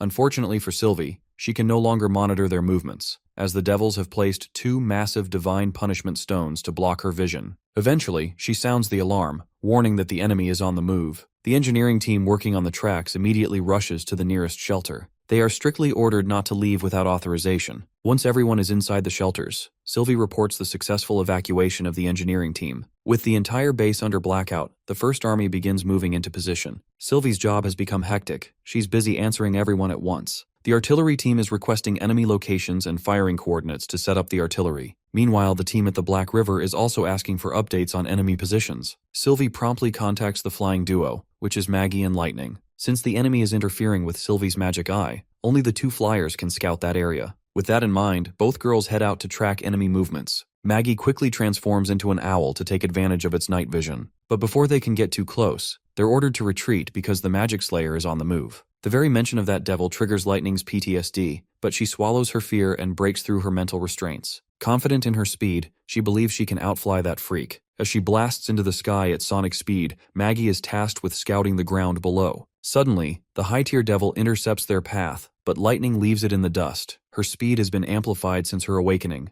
On the ground below, they spot spider-like devils rolling massive stone pillars. After their quick surveillance, Lightning dashes out of enemy territory and into the safe zone. She doesn't forget to flip her middle finger back at that slowpoke bastard before reporting in. With her intel, the train-mounted artillery promptly opens fire. Shells streak through the night sky like falling stars, their dazzling light shining as a beacon of hope for mankind. But it's not that simple. Inside the command post, Iron Axe grits his teeth because the first round against the devils is dragging on longer than expected. If it were daytime, the battle would already be over. And with Sylvie's sight blocked, they can't even track enemy positions, let alone cover blind spots. Still, Iris doesn't seem worried. To her, the devils are the ones taking the real toll. Iron Axe, however, is more concerned about running out of the ammunition they worked so hard to stockpile. Iris reassures him that the enemy will eventually kneel. Surely even the devils realize that. They're hoping to counterattack once they reach mortar range, but unfortunately for them, a surprise awaits. The moment they step into the flare's illumination range, the battle will be decided. Cutting back to the front lines, where the artillery is positioned, the high-tier devil reappears.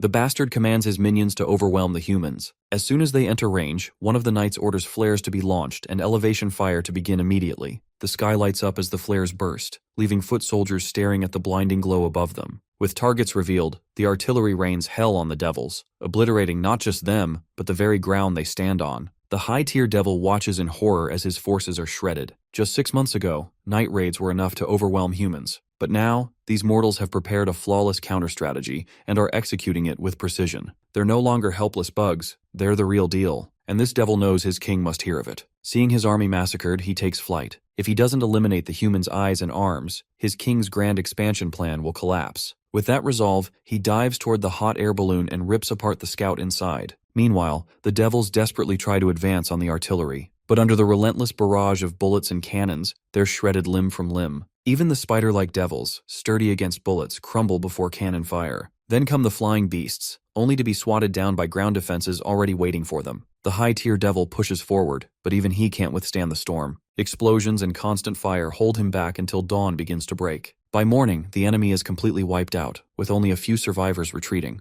Watching the devils flee, Agatha beams like a child, realizing victory is theirs. Not long after, the knights prepare dozens of long-range artillery pieces, aimed to devastate Tequila ruins even further. It's a wish Agatha begged Iron Axe to fulfill. With her and the Witch Alliance present, they'll witness the destruction of Tequila with their own eyes. Phyllis apologizes to Agatha for once looking down on humans, back when Agatha worked with them 400 years ago. Now she finally understands the true potential they had always underestimated. With artillery ropes in their hands, Agatha and the witches pull the triggers, unleashing a massive barrage that tears Tequila apart. With the Divine Stone destroyed, Sylvie regains her vision. Now begins the second phase of the plan, ambush time. Sylvie, Andrea, and their crew prepare to strike. After 5 long days of waiting, the crucial moment has arrived. One of the girls already dreams about celebrating with dumplings and the best food in the world once this is over. Camilla, being the serious and sincere one, reminds them to focus on the mission first. They'll have plenty of time to eat later. Even Andrea notices how strict Camilla is acting, though she herself is secretly salivating while trying to keep a straight face. Suddenly, a thunderous roar of a monster erupts across the area. Turns out, it's a skeletal creature that got struck by a cannonball, blowing a massive hole through its back. Hearing those excruciating screams of the wounded monster, Ash realizes that these grotesque creatures can feel pain too, even though they look like empty vessels, with no trace of life or consciousness. Sylvie then suddenly reports that red mist is leaking out of the skeletal monster, right where it was hit by the cannonball. The Devil Slayer is also heading toward the location. But then, the devil abruptly retreats instead of entering the battlefield. Even the skeleton begins to retreat. Some of the devils even try to stop it, but they end up getting crushed beneath the behemoth's weight. To everyone's shock, the devils are seemingly fighting each other, with the Magic Slayer devil already making its escape from Tequila. It's finally Andrea's chance to ambush that bastard and take it down with a single strike. Grabbing her sniper rifle, she narrows her aim through the dense foliage of the forest and finally manages to pinpoint the devil. Thankfully, the devil seems unaware of Andrea's presence and is flying straight in a certain direction. Its position is slightly eastward, but it's still within rifle range, making the conditions ideal for a shot. After loading a special bullet into the rifle, Andrea focuses and locks onto her target once again before pulling the trigger. The bullet bursts out of the nozzle and Andrea is pushed backward by the sheer recoil of the gun.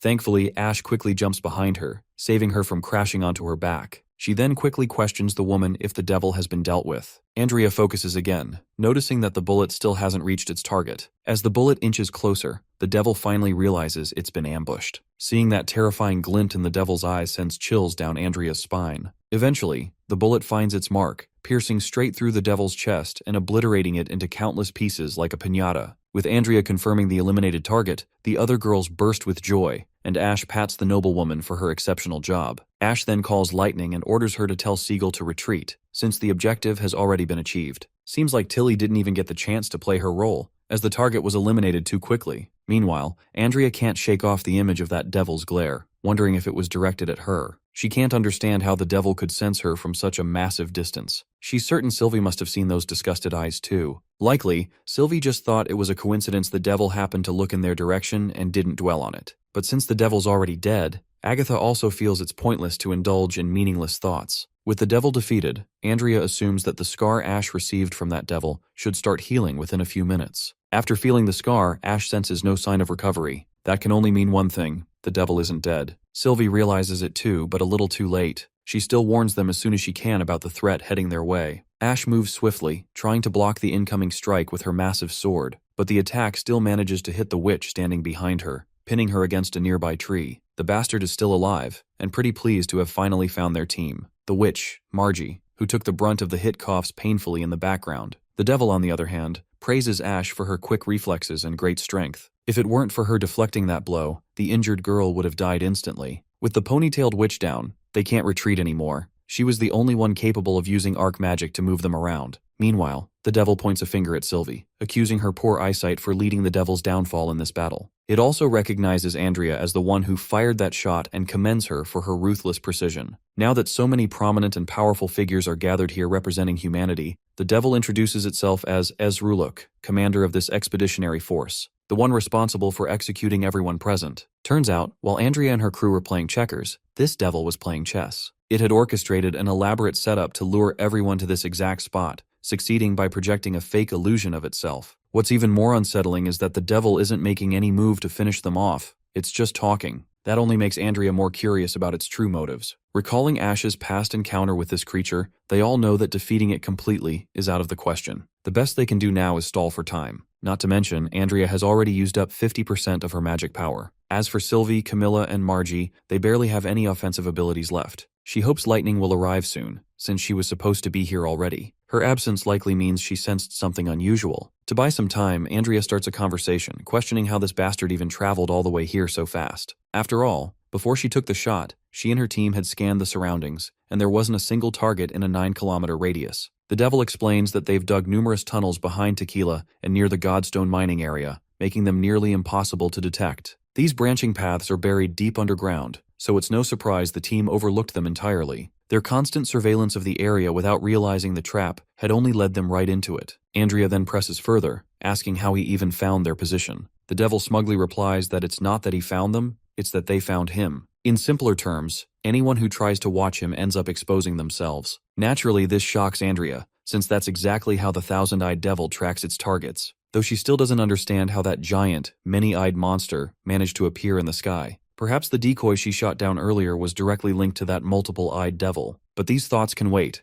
The real concern now is that the devils had been waiting for this ambush, with their reinforcements already in place. Just then, a barrage of bullets shoots toward the devil, triggering a massive explosion. Sylvie feels a flicker of hope. The divine punishment witches have finally arrived. While Betty wears a smug grin, ready to take control of the situation, Andrea grimly warns her about the danger ahead. The devil raises a finger, signaling the hidden spider devils to begin their assault. Almost immediately, a flurry of spears appeared in the air, raining down on the group. Andrea, using the last of her strength, summons a massive shield, only for the devil to shatter it effortlessly with a single gesture. It likely used its anti-magic ability to pull this off, leaving the team completely exposed to the oncoming barrage. The divine punishment witches leap in front of Andrea and the others, acting as shields to protect them. Still, Andrea gets a spear lodged deep into her thigh. The plan has fallen apart. They must regroup and retreat west. Any further delay will mean everyone's death. But the punishment witch reminds her that the First Army's forward rendezvous point is to the south. Unfortunately, that route has already been compromised by the enemy, so the forest to the west remains their only escape route. Suddenly, a swarm of mad devils appears, and the divine punishment witches start gunning them down one after another. Ash tosses a magic cube to Andrea, who immediately reports their situation back to base camp.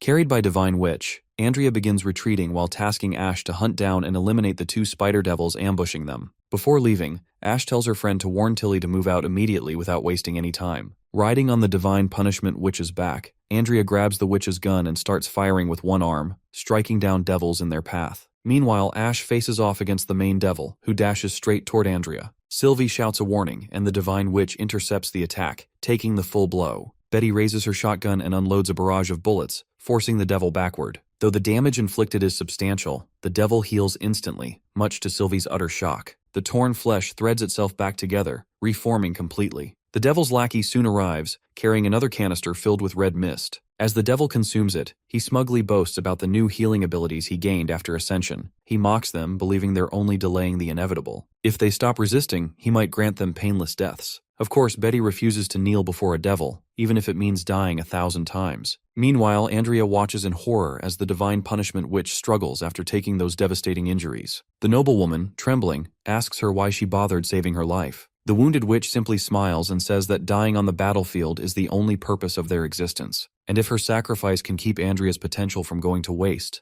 then it's worth it. She tells the crying noblewoman not to mourn someone whose only goal was to die in battle. With those final profound words, she passes away right there. Now we cut to Ash and the devil clashing head-on. It's clear that Ash is struggling against this powerhouse of a foe, while the devil taunts her relentlessly. While struggling, Ash suddenly recalls Phyllis's valuable words. If she truly wants to win, she must have a tangible goal and an unwavering will. Every warrior recorded in the Alliance who achieved transcendence did so through their insatiable hunger to reach their purpose. At that moment, Maggie and Lightning arrive on the battlefield, effortlessly taking down the Mad Devils like they're nothing more than mannequins. The high-tier devil, enraged by their interference, instantly lunges toward them. It is then Ash gathers every ounce of energy into her blade. With a blinding flash of brilliance, she unleashes a single slash, cutting the high-tier devil clean in half, like slicing through a cake. Exhausted by the immense power output, Ash immediately orders Lightning to retreat. But she isn't asking because the enemy poses a threat, it's because she herself has become one. She's losing control over her own powers. Without hesitation, Maggie grabs the injured survivors,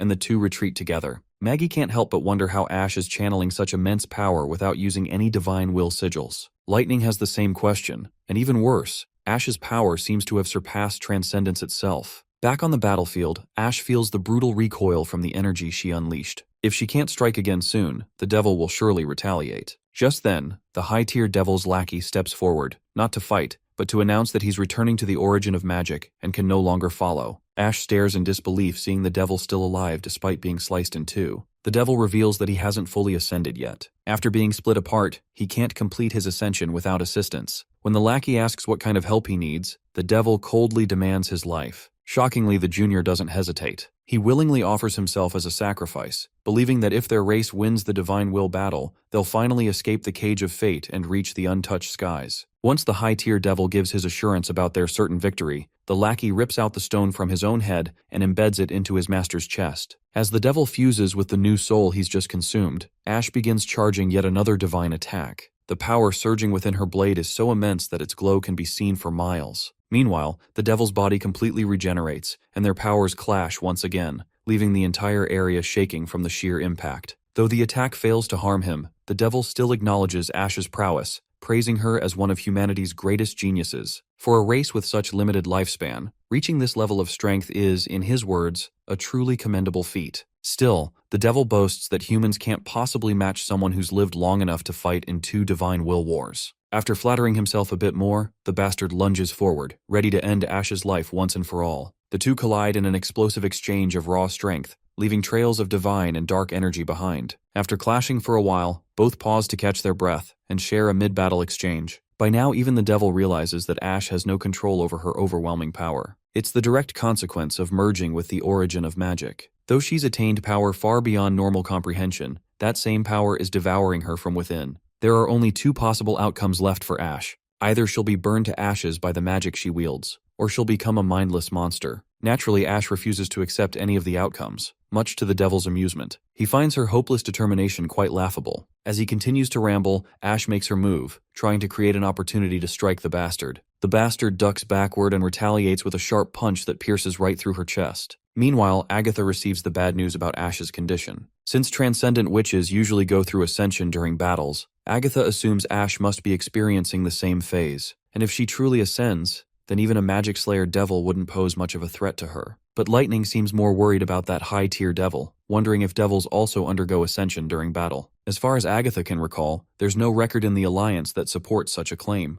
And from what Roland has witnessed in his dream world, devils need to successfully fuse with high-quality magic stones to strengthen themselves. Still, there's a possibility that combat itself also plays a critical role in their advancement. Fusing magic stones can be compared to a witch's coming-of-age trial. That trial determines whether a witch can properly wield the magic she possesses, and if she holds too much magic within her, it can destroy her. Similarly, if a devil's stone fusion fails, it can lead to a devastating rebound. The reason Lightning brought this up is because she's worried about Ash. Agatha reassures her that transcendent combat isn't ability-based, and if the Demon Slayer's anti-magic tactics fail, then the outcome of this battle is all too predictable. Suddenly, Lightning hears a series of unpleasant explosions booming in the distance, deepening her concern. She's anxious for Ash and asks when Princess Tilly's reinforcements will arrive. Agatha assures her that the reinforcements are currently loading combat equipment onto the Seagulls. It'll likely take 10 to 15 minutes for them to reach the high-tier devil's location. Of course, 15 minutes is far too long for Lightning to just sit back and do nothing. She quickly instructs Maggie to escort the injured to the rendezvous point southeast of the Tequila Ruins. As for Lightning, we already know what she's planning. Cutting back to Ash, the devil's hand is still lodged inside her chest, while a divine aura radiates around her body. It's actually Ash who refuses to let go of the bastard's hand. She knows she must hold this monster off for at least 15 minutes. Only then will their plan succeed. The devil extends several dark and twisted tentacles that pierce into Ash's body, the pain so excruciating it's unlike anything she's ever felt. It's as if countless fine needles are threading through her blood vessels straight into her brain. If it weren't for her sheer willpower to stay conscious, she would have blacked out already. The devil, meanwhile, is enjoying every second of it, tormenting her for fun. This bastard is actually trying to take control of Ash's magic. He can only imagine how much stronger he'll become after devouring her. Ash is doing everything she can not to fall into this bastard's control. His back starts to deform and bulge out grotesquely for some reason. Ash keeps resisting, earning mocking compliments from the ugly creature once again. He believes all her resistance is meaningless. To him, all these human ideals, faith, perseverance, relentlessness, are nothing but excuses of the weak. As he continues consuming her, his body keeps deforming. His influence is about to reach Ash's head when lightning suddenly shows up, clutching a handful of grenades. Without hesitation, she hurls them straight at the devil's back. The explosion rips through the air, with shards tearing into the bulging mass on the devil's back, bursting it open like a balloon. It's the perfect chance for Ash to force the devil's tentacles out of her body, and she doesn't waste a second doing it. All this time, the devil had been underestimating humans. Now it's Ash's turn to look down on this ugly monster. Our girl unleashes one final divine light attack, obliterating the beast on the spot, making it evaporate into thin air. Injured Lightning walks up to her brute friend. Ash, despite her wounds, feels proud of Lightning's last-minute intervention that led to their victory. But that brief smile soon twists into shock when Lightning notices Ash disintegrating, starting from her hands. Ash has clearly accepted her fate and shows no regret. It's the price she has to pay for the power she used. When someone sets their eyes on a goal they're willing to reach, magic guides them toward it. But when one demands more power than they're meant to wield, there's always a cost. She speaks a few cryptic words before her body fades away completely, leaving not a trace behind. With the battle finally over, we fast forward a few days. Roland receives the good news of their victory. However, the heavy losses they suffered dull any sense of celebration. After ordering Sister Leaf to return and rest for a few days, he ends the call. When Nightingale asks about the war's outcome, Roland confirms their victory. The First Army has successfully captured Tequila with minimal losses and discovered a half-built Mist Tower base in the Godstone mine.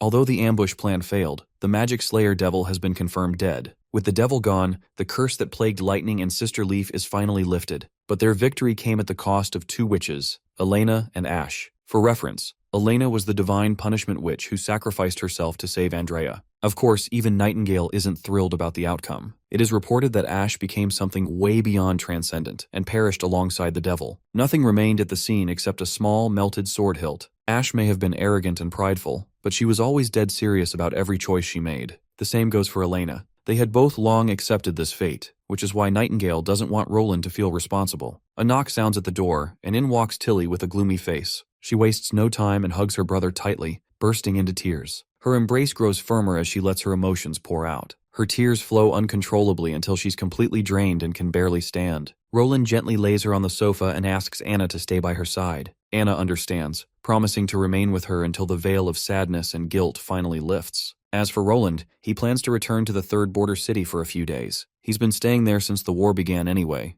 A few more days won't hurt. Besides, news of Operation Torch's victory should reach the third border soon. Anna gives him a gentle kiss for luck before he departs. Before he leaves, she insists he take Nightingale with him. They can't risk anything happening to him now. At the third border city, Pasha meets Roland and his crew right at the door. The girl immediately asks about the results of the war, and he delivers the good news. The devils on the plains have been wiped out, and the Magic Slayer Devil has been taken care of. Now Tequila is under the control of the First Army. Pasha is so thrilled to hear this that she can hardly believe it. She rushes inside to share the news with her comrades. Inside the chamber, all the Alliance members gather to hear the announcement directly from Roland himself. As soon as the witches hear the outcome, they burst into joyous celebration, tears of happiness glistening in their eyes. Alethea steps forward and sincerely apologizes to Roland for the times she spoke to him in a condescending tone. From this moment forward, she declares, he is the sole ruler of Tequila, and all the witches now stand under his command. Roland then finally moves on to the sad part, the death of Elena. But the Tequila witches don't appear particularly remorseful. After all, they had long been prepared for this outcome. The ambush squad was deliberately surrounded by devils. If this had been during the era of the Alliance, survival would have been next to impossible. So in this case, the losses are far outweighed by the gains. While it may sound strange to a mortal like Roland, death is a concept deeply normalized among them. The only thing that truly pains them is dying meaninglessly. They gave up their bodies long ago just to live for this day. As for Elena, she made that choice willingly, sacrificing her life for their cause. So, there's nothing for Roland to worry about. The witches are content knowing they pushed the devils back. Back in the border town, we see the first army marching through the streets, finally returning from war. The citizens cheer and rejoice for the heroes who brought them victory. As for those who gave their lives in battle, they've been laid to rest with full honor. Among the many tombs lies one for Elena and Ash, marked by Ash's sword, a symbol of her courage and warrior spirit. Iron Axe and the others pay their respects to the fallen, ensuring they receive the honor they deserve. Cutting back to Roland's office, he orders Old Man Barav to summon all ministers. There are new directives to deliver. We then cut to the Devil's Den, where a dark, edgy figure lounges on a massive throne. He isn't alone. Surrounding him is a full-blown council of high-ranking devils, all staring at a gigantic, multi-eyed tower demon. The one leading the council begins by reminding everyone why they've been assembled. A female devil among them, along with the others, expresses curiosity about the Ascender who recently reached the realm of consciousness. The Ascender's awakening sent ripples strong enough to be felt even here, but soon after, those ripples vanished without a trace. They believe the one behind them was Ezra Luke, the high-tier devil Ash killed, commander of the Western Front Vanguard. Everyone demands to know what exactly happened in the West. The council leader admits there's no pride in declaring Ezra Luke dead, a statement that clearly irritates the female demon. Before humans grow too arrogant after killing one of their high-tier brethren, she insists they must be wiped out. Meanwhile, in Neverwinter, Roland holds a council meeting of his own, this one filled with ministers from every government department. Roland begins by acknowledging that they're all aware of Operation Torch, a campaign that lasted nearly 10 months, and that they finally reaped its rewards. With this victory, Neverwinter's reach now extends deep into the fertile plains hundreds of kilometers away, and the devil threat has been completely eradicated. From this moment onward, the Western lands will no longer be the treacherous, perilous wastelands they once were, but a vast, fertile territory capable of supplying endless resources. The plains, stretching farther than the combined lands of the Four Kingdoms,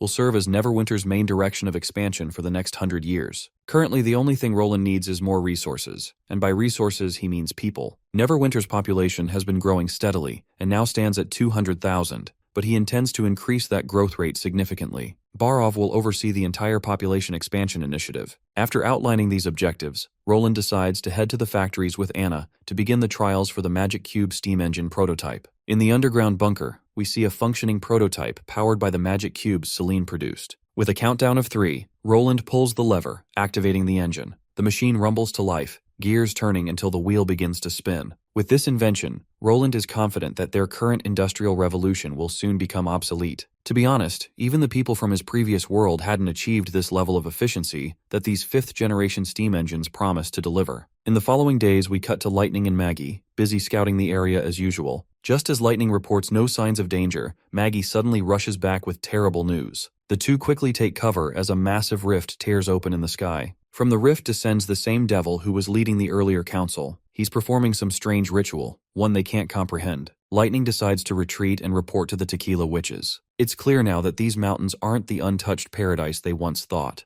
We then cut back to Roland, now holding another meeting, but this time with Agatha and the others. Reports have come in of red mist appearing over the northern mountain peaks, right where the divine stone mines are located. Agatha admits it's Tequila's fault for never managing to destroy those mines. But Roland reassures her that the rise of high-ranking devils and their constant evolution over the past 4 centuries has made them increasingly difficult to combat. So there is nothing for her to blame. Agatha then goes on to explain the gravity of the situation. Based on the Alliance's accumulated research and the mine's location, the red mist produced by those obelisk towers could easily cover a vast radius around the mountains. That mine is filled with divine stones waiting to be harvested, an advantage the devils could exploit. Taking this into account, Roland points out that they have very little time to prepare a countermeasure. He then turns to Iris and asks for the General Staff's input. Well, the General Staff indeed has come to a conclusion. The ridge of the continent is a good hiding place, but the demons couldn't launch an effective attack from there. This gives Neverwinter some much-needed time to prepare for the counteroffensive. The General Staff believes that if the demons appear in the Kingdom of Everwinter, then Grey Castle can no longer serve as the line of defense. Roland orders her to have the General Staff draft a proposal based on the assumption that the farthest the red mist could spread is the Cage Mountain. The third battle of divine will determine the fate of mankind, and it's finally right around their necks. The victory in the Tequila War has proven that Neverwinter has the potential to win, despite the miserable defeat humanity suffered 400 years ago. For now, he wants everyone to give their absolute best and win this war at all costs. After the meeting, Roland turns to his sister, intending to have a little chat. What he's about to say might sound unbelievable, but he still wants her to know that Ash might still be alive. Naturally, Tilly is bewildered to hear this, just as Roland was when he first heard this absurd claim. He didn't want to tell her until he confirmed it himself. but he doesn't want to regret it later either. Tilly guesses Ash's condition might be connected to the dream world somehow. Well, Roland isn't entirely sure, but he'll explain everything once he gets to the bottom of it. We then cut to Roland walking somewhere inside the dream world. As he steps into enemy territory, spotlights focus on him, and the atmosphere erupts in clamor and applause. The one entertaining Roland is a man with long white hair. He urges Roland to loosen up, assuring him that no one here intends to take his life. This freak show claims to have just arrived in this world and requires little Roland's help. He introduces himself as Alpha, a messenger of the gods, the same gods humans of this world call erosion. Roland accuses this clown of invading Prism City, but Alpha argues that calling him an invader isn't exactly correct, since he's merely here to deliver the god's message. Before returning, he wants Roland to know that these so-called martial artists are doomed to fail. Instead of succumbing to a terrible fate, he proposes that all martial artists pledge allegiance to the gods. He's sure Roland must have plenty of questions, but promises to satisfy his curiosity later. He even offers our boy power if he accepts the proposal, claiming he can inject that power directly into his body to make him stronger. Roland then questions the consequences of refusal. In that case, Alpha warns that every martial artist will become monsters. These creatures may be slightly weaker but are absolutely obedient. It's now up to Roland to choose: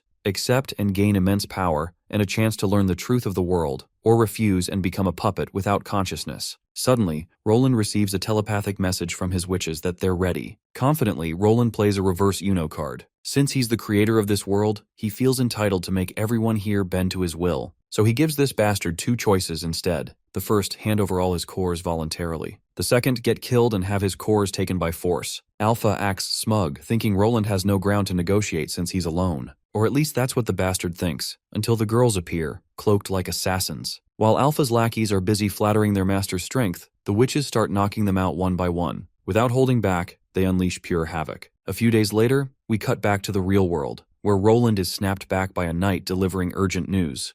Thunder has returned from the Maelstrom Sea with a major problem that needs attention. A while later, Thunder meets His Majesty. Before starting the discussion, Roland offers him a glass of chilled, turbulent drink, because seeing the greatest adventurer who ever lived this tense just doesn't feel right. But Thunder emphasizes that things have gone south fast, with frequent encounters involving sea ghouls. Not only that, there are even more terrifying monsters lurking beneath the waves. Roland clarifies that the creatures he's referring to belong to the Sky-Sea realm, an entire civilization of a completely different breed of devils. Thunder explains the characteristics of these monsters. Built from flesh and bone, their skeletal structure shaped like arches. They have the ability to float on water like ships and dive deep into the ocean's depths. Roland recalls seeing similar creatures depicted in the divine artifact. He then asks how the fleet managed to escape danger. Turns out Thunder and his crew got lucky. Those monsters were caught in an internal conflict, giving them the chance to flee. Roland then asks the great adventurer whether he still intends to keep his identity hidden. His Majesty remembers Thunder wanting to acknowledge Lightning after this expedition and revealing the truth to her. Since this expedition didn't yield any results, and knowing now that the Sky-Sea realm holds most of the ocean under its rule, Roland regretfully announces that Thunder won't be able to embark on new adventures for quite some time. Right now, His Majesty wants to focus mainly on fighting the devils. And since Lightning also wishes to see her father alive, this might be the best time for him to reveal himself to her. Thunder isn't entirely sure if he should do this, and needs time to think it over. We then cut to Hunter Iron Axe, stationed atop one of the watchtowers,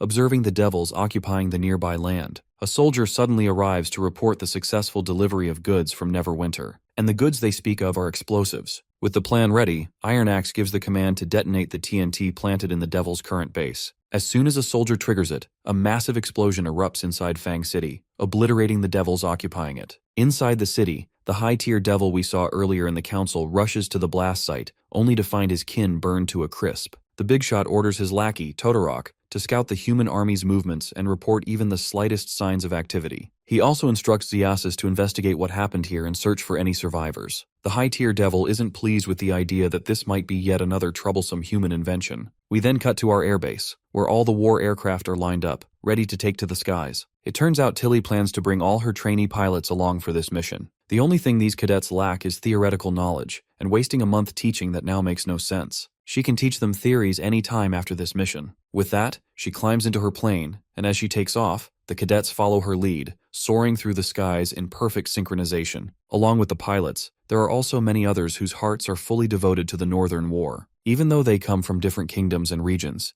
they act in unity for a common cause. This united movement could completely turn the tide in the battle of divine will, for humanity has never been so united in any of the previous 2 divine wars. We then cut back to the high-tier devil, performing his dark ritual and summoning a massive portal. From it emerges a devil so powerful he might as well be a Super Saiyan level 2, here to announce that the army is ready. The big shot makes their objective clear: kill everyone on this island and seize the land. The red devil roars in dominance, and countless devil soldiers pour out of the portal, marching straight toward the island. A quarter of an hour passes since the start of the war, and the enemy has already captured the inner city. The strange thing is, they haven't encountered a single human. The place is completely deserted. Many unfinished buildings stand across the city, and judging by their condition, they were erected only recently. This indicates that Duke Island was abandoned just a few days ago. Then comes the twist. The entire Duke Island erupts in a massive explosion. Shock waves ripple across the sea, and a fiery mushroom cloud climbs into the sky. Before the high-tier devil can even process what's happening, he spots ships sailing across the sea, and on one of them stands Lightning. The bastard conjures a portal near the ships to get a closer look at the enemy. Seeing the nearby portal, Lightning charges forward and headbutts the bastard at lightning speed after charging right through the portal he created. That single headbutt sends the devil plummeting down, with no one left to save or even catch him. We then cut to Roland inside his dream realm, speaking with a woman named Valkyries. His Majesty is here to negotiate with this horned woman, hoping that being the creator of this world will give him leverage. He insists she introduce herself properly, with her title and rank. The woman replies, calling herself the Nightmare Lord.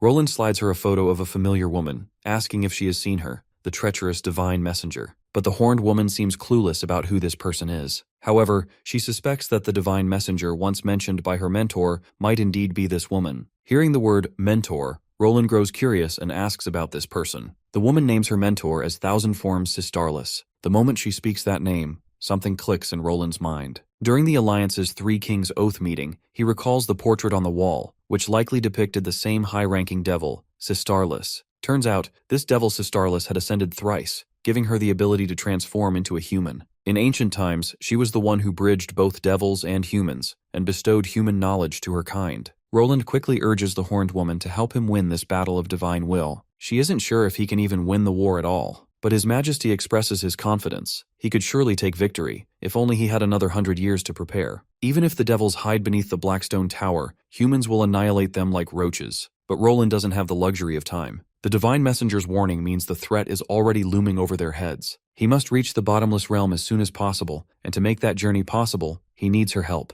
There's barely any time left to waste. If he misses the chance to end this war, there will be no undoing the catastrophe that's upon them. Since the woman is reluctant to help, Roland reminds her that she doesn't have many options either. Either the war will drag on, causing immeasurable loss, or both races will face complete annihilation. There is no middle ground. That's how it's always been in every divine war, but Roland believes this time can be different. If both sides can hold dialogue and shift their perspective, there might still be hope for both races. The scene then cuts to the devils once again holding a council meeting. A red-haired devil accuses his fellow, Haikazuod, of constantly screwing things up on the Western Front. Haikazuod, the same guy who got headbutted by lightning. His fellows don't understand why that front even requires the king's attention. When one of the high-tier devils, known as Valkyries, lost consciousness, Haikazuod only reported it directly to the king. And now, feeling threatened by mere humans, he's gone as far as to call a holy seat meeting. By the way, did you notice? They mentioned Valkyries. Isn't that the same person Roland is currently negotiating with? Things are getting complicated, but hopefully, we'll soon learn exactly how the real world connects to the dream world. Then, the king himself speaks up, telling the others to stop objecting to Haikazuod. After all, there must be a solid reason for this meeting. It's only natural they hear him out before passing judgment. Haikazuod agrees and states that he's here to request greater assistance on the Western Front. This time, he's not asking for a few troops. He wants something far more powerful, the God-made God. A female devil immediately objects, reminding him of the immense importance of the God-made gods. They are the ultimate masterpieces of their race's ascension. It took nearly 100 years and countless resources to achieve this miracle. They represent a leap forward in the devil's mastery of magic, the only weapon capable of destroying the Sky-Sea realm. So wasting such a precious resource on something as trivial as humans makes no sense. Since devils can't survive without red mist, the God-made God is their only trump card against the Sky-Sea realm. Sending it to the Eastern Front takes far more priority. It could save tens of millions of lives, something they simply can't risk losing. Then another devil woman chimes in, wondering why in the hell they suddenly feel the need to go all out against humans when they're nothing more than pests. Haikazuod doesn't feel thrilled to reveal the constant failures they have encountered on the Western Front. Although the devils still occupy the territories of two major human kingdoms, they no longer have enough strength to expand further. This stalemate means it will be very difficult for the devils to obtain the legacy shard anytime soon,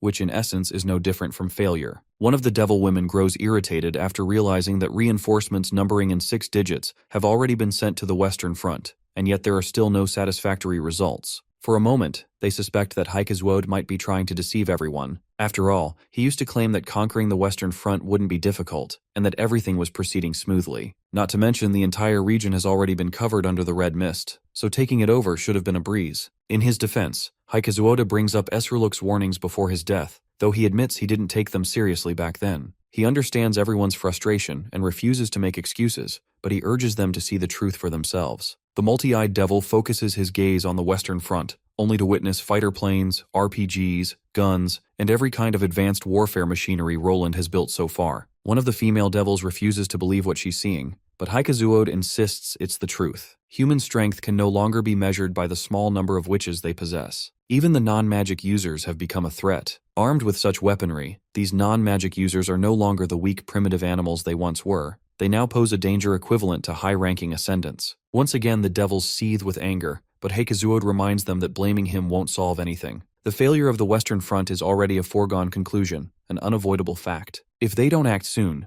then within 10 years, humans will become just as undefeatable as the Sky-Sea realm. The final outcome will be the total annihilation of the devil race, cornered from both front and rear. He fails to understand why the God-made god is worth taking such a massive loss over. Still, one of the arrogant devils refuses to believe him. To back his words, Haikazuod says he has someone who can vouch for him, and this time, he's not talking about Esruluk. He's referring to the Nightmare Lord, Valkyries. He doesn't know what clues Valkyries discovered in the consciousness realm that made her abandon the front lines and dive back into that world, but she hinted at the doom awaiting their race. According to her, humans might have inherited some sort of ancient legacy. Once again, the chamber dismisses it as nonsense, lacking any substantiated evidence. From what I can gather, they're likely referring to Roland's dream world as the realm of consciousness, the same place where the devil met him earlier. Anyway, Haikazuod wants them to understand that humans have somehow been favored by fate, and the proof is right in front of them. Still, the council refuses to deploy the god-made god against mere insects like humans. That's when one of the big booba devil women silences the room and announces her final plan. Their Silent Calamity project will proceed as planned. They'll reinforce the Western Front, and once the god-made god is complete, they'll seize the legacy shard from humanity. Furthermore, she orders that the Eastern Front be shrunk southward, even if it means abandoning certain cities to reduce unnecessary losses of ordinary demons. Originally, their grand strategy for the Third Battle of Divine Will was to attack the Sky-Sea realm in the east, while simultaneously swallowing humanity in the west. But now, diverting the god-made god to the Western Front has greatly increased the expected casualties in the east. And for those losses, Haikazuod, the Lord of the Sky Dome, will take full responsibility. Though he's an important asset, that doesn't mean his repeated failures can be overlooked. This is his final chance to prove himself, otherwise, his doom will be permanent. The scene then cuts to a mountain range completely blanketed in thick red clouds.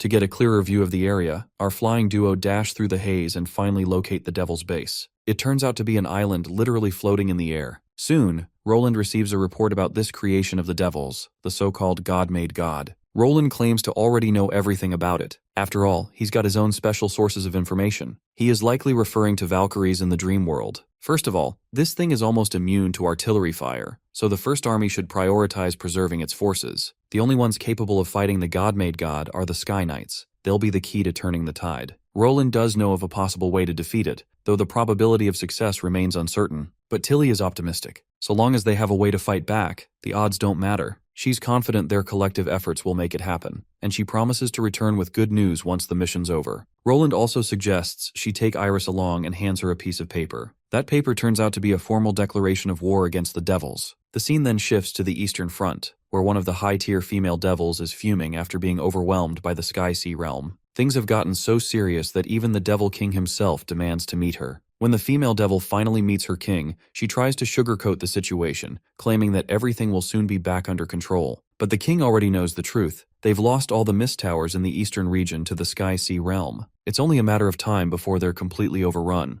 The king gives his final order: retreat from the eastern region and fall back to the Land of Dawn. For now, their sole focus must be defeating the humans and seizing the legacy shard before turning their attention back to the Sky-Sea realm. The king has already fused himself with the core of the God-made god, becoming one with it. The female general accepts his command. In the following days, we see our squad of 3 Sky Knight soldiers arrive right above the God-made god in the fighter planes. As soon as they reach the floating island, they drop their nukes. Several flying devils spot the bombs descending and rush toward them to destroy them mid-air, but the Sky Knights mow them down with a barrage of bullets. Before the nukes hit, one of the knights recalls the warnings given before this suicidal mission. These bombs hold immense power, and the light they produce upon detonation is intense enough to cook anything alive. They were instructed to stay as far away from the blast radius as possible. In the present, the bombs hit the surface and detonate. Everything within range is obliterated. Seeing the devil's final trump card vaporize like that, Sylvie is left speechless. What excites her even more is that all 3 suicidal bombers returned alive after successfully completing their mission. She immediately rushes to deliver the good news to Tilly. Upon hearing it, the princess feels proud of her students. It seems they've finally defeated the devils. The scene then transitions back into the dream realm, and from here onward, things stop making sense. We see Lady Fei Yuhan working alongside Roland to further develop the dream world, which is now connected to Cradle. If you're wondering what Cradle is, it's basically a cloud storage system built by ancient tequila witches to upload their consciousness. Now that it's linked to the dream world, all witches can enter it too. The dream world is no longer just a temporary space existing in Roland's mind.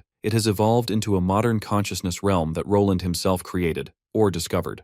Now all souls, memories, and mental entities, both ancient and modern, can coexist in one shared world under Roland's control. That's why, in one of the dream mansions, we see Nightingale and Anna together again. And that marks the end of our journey. The ending feels rushed. These are all the bits I managed to gather, and honestly, even I didn't fully understand what the hell happened. So yeah, thanks to everyone who stuck around till the very end. I really enjoyed telling this story, and I hope you guys enjoyed reading it just as much.